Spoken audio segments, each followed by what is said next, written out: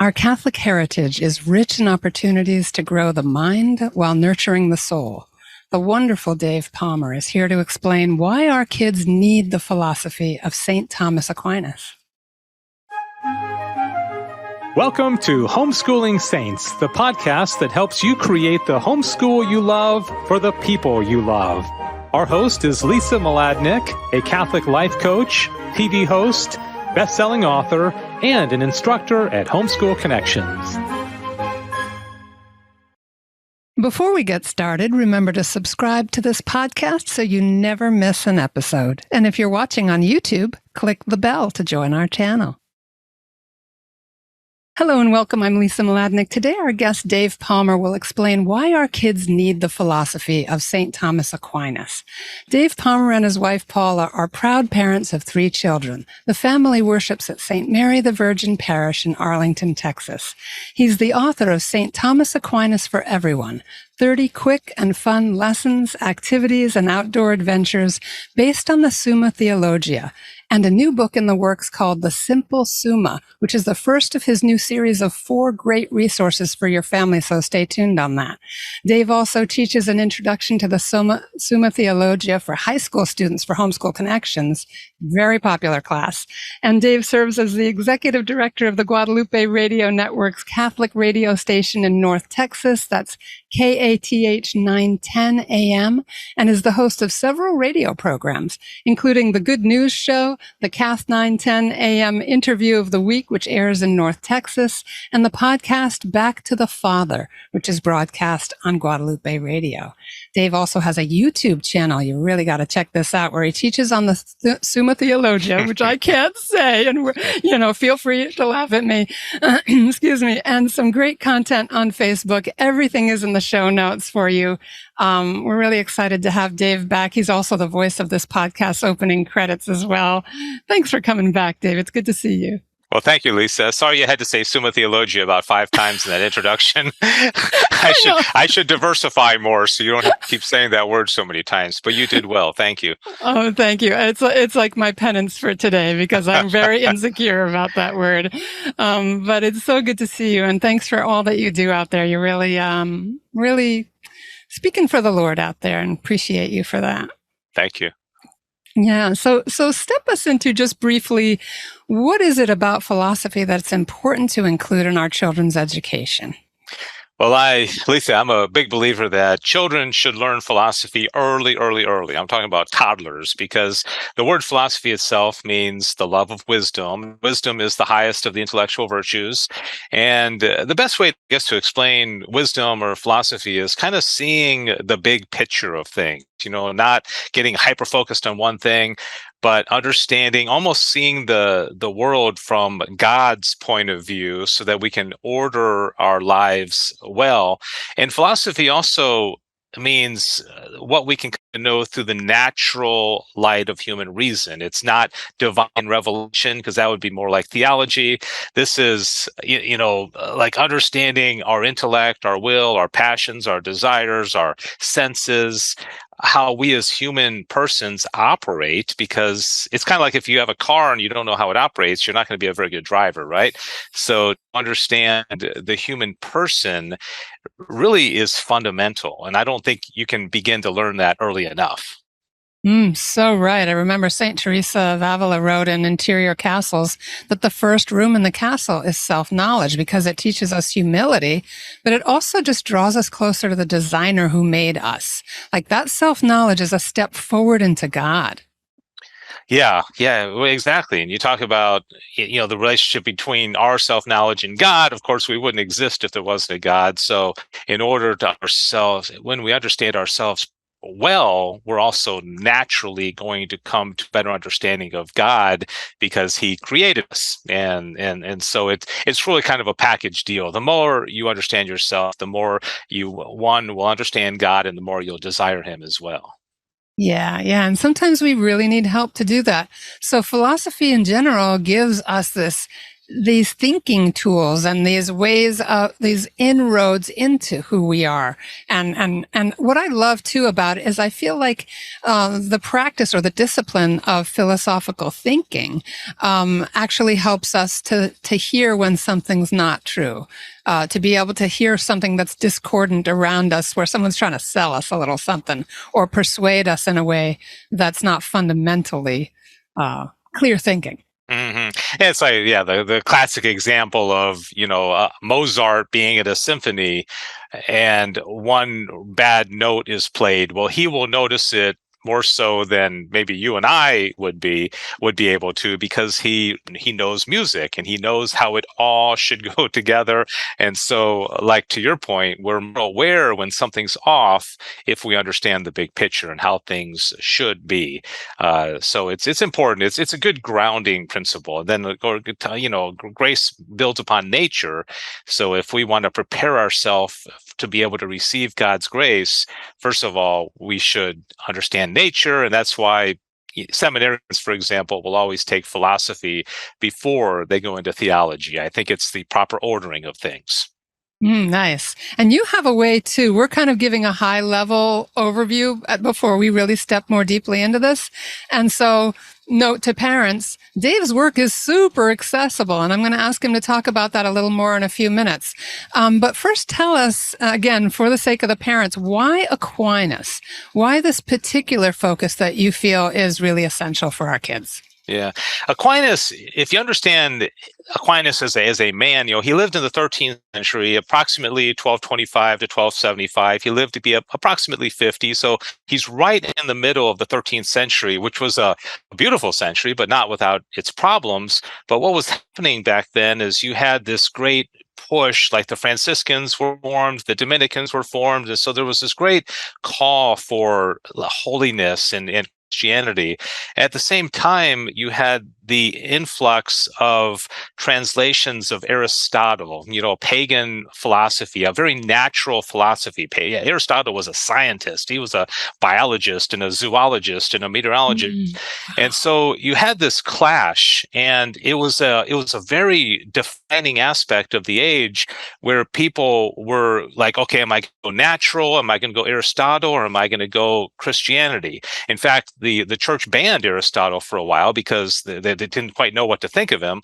Well, Aquinas, in his genius, took both and said, we can take what's good about Aristotle, about natural philosophy, and he also had, Albert the Great as a teacher who was a great scientist, and let's take them both, and let's not lose anything our Christian faith and the teachings and dogmas of the church, but at the same time, we can look around us and we can incorporate all of our sense experiences and our philosophical inclinations into our religion. And that's really, faith and reason, the world here below and what's up above, all come together with Aquinas. And that's his genius. And I think, nowadays people tend to be too worldly, but if we see how, rather than saying bad, the world is great. The world is great, good, but only when it's seen in light of the divine. And that's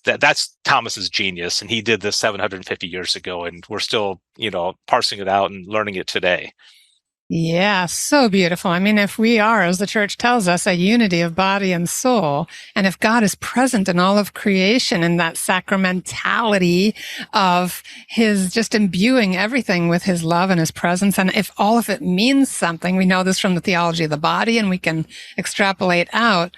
You come back to Aquinas and that way that he brings it all together, and I feel like you're right. Your passion for it is so appropriate for our time, like just busting through and connecting all of the dots together, that it all belongs to God. Yeah, that's kind of the passion I have, is in reading Aquinas. It brings me joy because everything starts to make more sense. It's like, for example, and this comes out in my new book a lot, is that we're kind of right in the middle of creation. We believe through the teachings of the church that there are such a thing as angels, right? And we know that there's dogs and cats and crickets and salamanders, but the angel and the salamander or the cat have almost nothing in common other than existence. Okay. One has a body, one doesn't. One has intellect and will, the other one doesn't. But we're right in the middle, and we share all those qualities. We have a lot of similarity to the dog and the cat and the salamander and the caterpillar, and we have a lot of similarity with the angels. So we're right here in the middle, kind of like a hybrid, and that's what's interesting, that if we get too caught up here and act like brutes, that's bad. But if all we do is think about, we're angels, well, no, we're not angels. We're kind of right in the middle, trying to figure out what's here below while peeking up to where we aspire to be above. And that's the human condition. And it's complicated, but it's also quite exhilarating. And that's our life. Yeah. So we want to be present to our whole selves and all that potential for the fullness of life that God wants for us. Yeah. Tell us a little bit about your book, St. Thomas Aquinas for Everyone. I'm going to read the whole title because it's important. 30 quick and fun lessons, activities, and outdoor adventures based on the Summa Theologica, and also step us into what you're doing with your series, starting with the simple Summa. Just tell us a little about those resources. Yeah. The first one was really inspired by the fact that, I realized when I picked up the Summa and started reading it firsthand, I didn't read any secondary literature. I didn't want to read what people said about Thomas. I wanted to read Thomas. So I picked up the Summa and I started reading it. And although, of course, I didn't understand every single bit of it, but there was a fascinating aspect. And the word that came to my mind was, there's a certain beautiful simplicity about this. Nobody ever talks about Aquinas being simple. And then when Thomas started to describe God and his attributes, the very first attribute that he gives for God is his simplicity. And so I thought, well, if God is simple above, that's his first attribute, that at least as explained in the Summa, and there's a simplicity about the teachings, well, why are we waiting till people get into college when they're 18 or 19 years old to start learning philosophy? And I felt very inspired to try to get this to the point where parents could even teach their young children basic principles of philosophy. And so that's what the first book, and going outdoors, lifting rocks and looking up in trees and looking at the clouds, and which I think most parents are like, yes, more of that these days. Yeah. And so it kind of feeds into that natural inclination we have to just associate with the natural world of our senses, but make more sense of it in the light of the big picture of God and ourselves. So that was the first book. Yeah. And so you're talking about also simplifying the Summa in your 4-book series. Just give us a peek into what you're doing there. Yeah, I recently talked to a bishop, and I told him about my passion, and he said, well, do you have a curriculum for this? Can you? And I said, well, let me look into that. So I, having, taught, and I'm so grateful to Homeschool Connections, because it truly, without Homeschool Connections, I could never do what I'm doing now, because it allowed me to take the entire Summa, break it into 24 classes. And now for, I think, 7-8 years, I've been teaching these high school kids. And as you know, Lisa, the best way to learn something is to teach it, right? Yes, and get the questions and the feedback. And so I decided, well, let me take the 4 parts of the Summa. The first one's called Prima Pars, and it's about God and the angels and man and creatures and creation, a little bit about Adam and Eve. And let me just see if I can explain it in a book in a way that is conversational, like you and I are talking right now. Not a lot of quotes from the Summa, but more just trying to explain it. And that's what I did. And it's you pick it up. It's still kind of deep material, but it's done in a conversational way, like you're sitting with somebody, having lunch at a restaurant. You're just talking about it and enjoying the conversation. So that's what I did, and hopefully I did it successfully. And if this one takes off, then I'll hopefully, I'm going to, whether it takes off or not, I'm going to do 2, 3, and 4 and finish the Summa before I'm called home. I hope. Yeah, so everyone pray for that. Dave's got to finish his magnum opus. He's got to keep him on earth, Lord. Yeah, we need those. Yeah, so if you could just tell us a little bit about, you mentioned that you can even start when children are very young. Say a little bit more about what that looks like to start to teach the basics of philosophy, and then how do we then meet them at different ages? Your kids you've got a 9-year-old and you've got a child about to go off to college. So you've really been through the whole gamut, really, as far as bringing this to your children. Yeah, I can give you a few examples. I mean, something that any 4-year-old I think could understand. It's like you're walking. My son and I got into kite flying this last summer. So we go to the park, and if you go to the park and you look up in the sky and you see a kite, right, and you see a kite flying. 99.9% of all people naturally are going to come and bring it down, and you're like, who's operating it? Because it's not up there flying itself, right? So or you see a drone. Have you ever seen a drone up in the sky? Your first thought is like, who's doing that, right? We look around. Yeah. So I would tell the child, okay, we do that naturally. We all want to know who's flying this kite or who's flying the drone. Well, what about the things in creation? What about the tree or the bird or the cricket? Okay, so do you have that same curiosity, like, who's operating that? I mean, because they're irrational creatures, and they're operating, and ants are building mounds, and birds are building nests, and they're doing these amazing things. And you're thinking, like, is there something behind that also? I mean, can we follow that string down to the Creator? And of course, we know it's God. So that'd be one thing. And you go, if you went into an art gallery and you saw this beautiful picture, or you go into the Sistine Chapel and you have no idea who painted it, well, it's very logical to say, who did this? This is beautiful, right? Yeah. But do we have that same curiosity about the world? I mean, we wake up every morning and you see the sunrise and you think, who did that?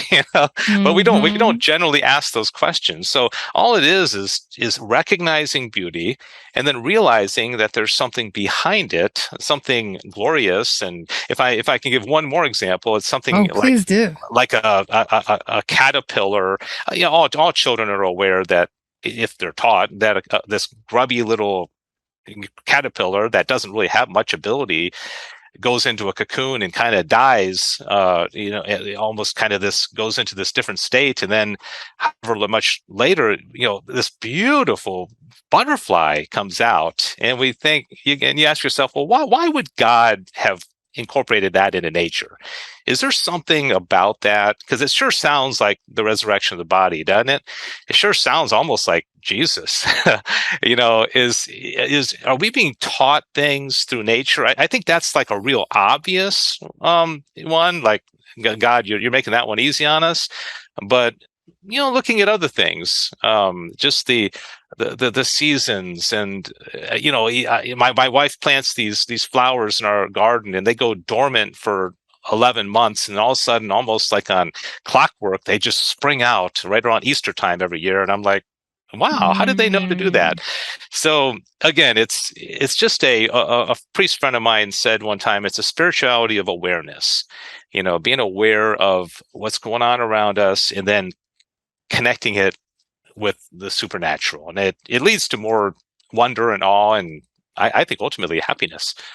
Yeah. And I think gratitude too. My mother-in-law lives with us, and she's almost 100 years old and still remarkable. She's a great lady. And when my daughter, who's 23 now, was a toddler, she used to take her by the hand and walk out into the backyard at her house and look for bugs in the grass. Mm-hmm. And they would have the most wonderful time together. And to this day, my daughter there's kind of a refuge and a place of acceptance and naturalness that she has with her grandmother. It's extremely special. And I think life was slower when her grandmother was growing up. People were more aware. They took more time to notice. And because religion was really more ubiquitous and more expected of people back then, they related it naturally to the way God speaks to us through the natural world. So it's really just something I feel like we need to really intentionally reclaim as our birthright, is to be that connected to the natural world. Yeah. I couldn't agree more. It's like, the Apple company, and people are like fascinated with Steve Jobs and how did he do this? And, and rightly so. He was a brilliant man, or Tesla and Elon Musk. And we tend to, in our in our world today be very kind of down here. And not that there's anything wrong with that. There's a lot we can, God bless these, wonderful people who create incredible things. But are we doing the same on the natural level? That would be the thing, just kind of balancing things out a little bit, I guess. Yeah. Yeah, 100%. Hey, we're going to take just a super short break here to let our sponsors say a few words, and we'll be right back. Hi, I'm Walter Crawford. And I'm Maureen Whitman. We are the co-founders of homeschoolconnections.com and proud sponsors of the Homeschooling Saints podcast, which is here to help you homeschool more joyfully, more easily, and more effectively. We want to thank you for listening. And we invite you to check out our courses at homeschoolconnections.com. And now, back to our program. Okay, we're back. Thanks so much for being with us, Dave. I'm so excited to be having this conversation with you about St. Thomas Aquinas and what's so important about integrating his philosophy into our children's education. You've got your wonderful book, and we've got that in our show notes, and you've got your series coming up. Are there any other resources that you like for introducing Aquinas? And feel free to tell us about your YouTube series as well. Okay, thanks. Yeah, I think as far as resources, there's a lot of good books that have been written that are pretty simple. One book that I would recommend for St. Thomas Aquinas, and for maybe like middle school and up, would be G.K. Chesterton's book called The Dumb Ox, which many people say is the best book ever written about Chesterton. And there's, let's see, I just came across a book by 𝐾𝐸, I think is his name, and it's called The 1 Minute Aquinas. And I think that's a very accessible explanation of Aquinas. The other thing that I would recommend that isn't that necessarily, like overtly religious is field guides. I remember I used to, when I was a kid, I loved reptiles and amphibians, and I used to just carry this field guide with me, and I'd go out and, you talk about, lifting rocks or going down to the creek and just identifying it, which, is this a garter snake, or is it a water snake, or is this what kind of birds? I mean, get field guides and give them to your kids so that they can understand the multiplicity of and creativity of God. If you ever do a search of how many species of snakes or birds or insects or whatever, there's a lot. You're wondering, why did God feel like he had to be so creative? I mean, we probably would have been content with 10% of them, but he's just overflowing in generosity and creativity. And that's a lesson in and of itself. So I would just get books with cool pictures and explanations and give them to your kids and let them flip through. And they're fascinating. Yeah, I'll never forget when we first started homeschooling, our friends were doing field guides and drawing with their kids.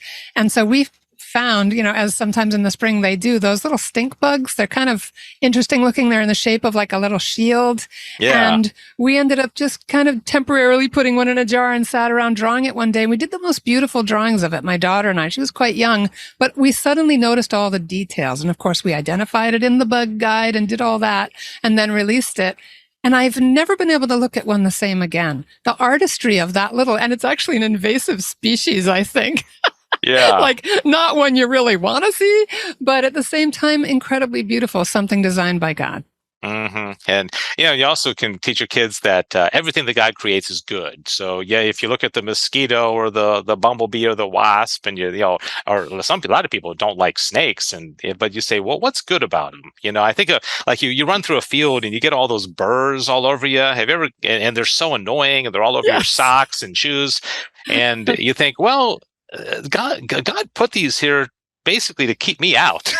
I mean, there's a purpose here because he's trying to protect something else. So when we go running through the fields, it's almost a sign like, maybe there's something else being protected, or the thorns on a rose. Why do they got to be thorns? Because they're so beautiful. They need to be protected.